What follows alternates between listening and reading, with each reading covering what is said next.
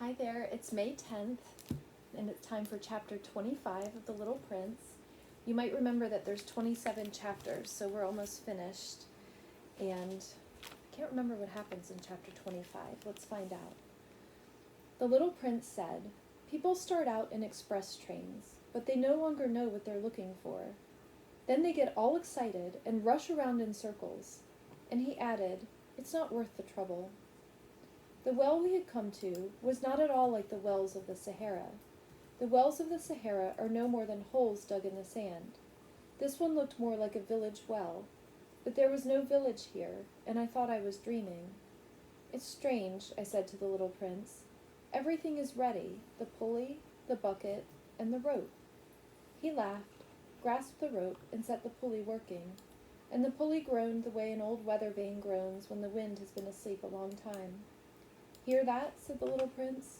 "We've awakened this well, and it's singing." I didn't want him to tire himself out. "Let me do that," I said to him. "It's too heavy for you."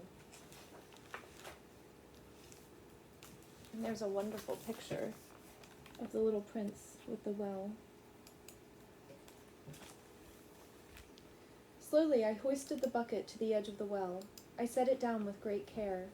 The song of the pulley continued in my ears, and I saw the sun glisten on the still trembling water.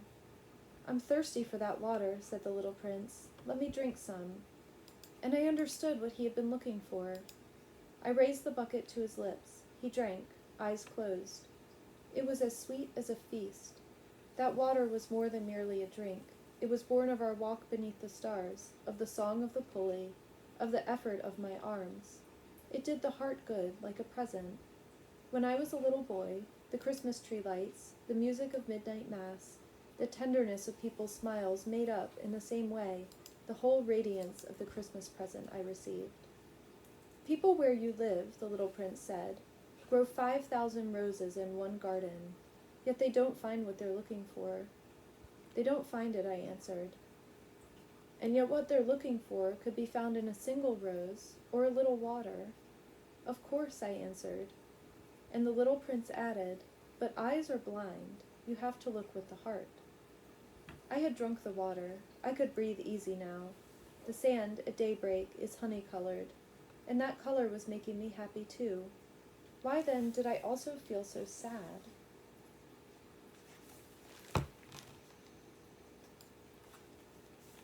"You must keep your promise," said the little prince, sitting up again beside me.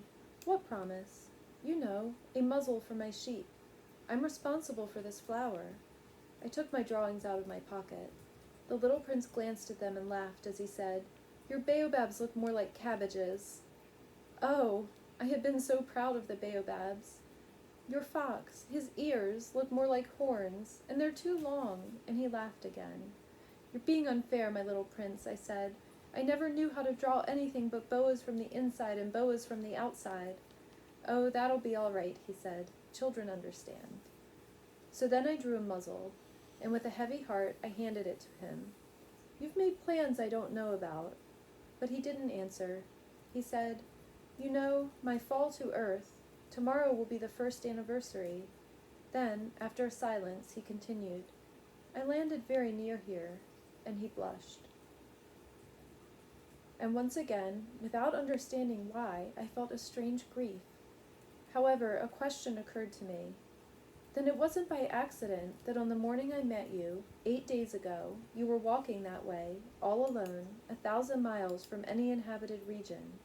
Were you returning to the place where you fell to earth?" The little prince blushed again, and I added, hesitantly, "Perhaps on account of the anniversary?" The little prince blushed once more. He never answered questions, but when someone blushes, doesn't that mean yes? "Ah," I said to the little prince, "I'm afraid—" But he answered, "You must get to work now. You must get back to your engine. I'll wait here. Come back tomorrow night." But I wasn't reassured. I remembered the fox. You risk tears if you let yourself be tamed. And that's the end of chapter 25.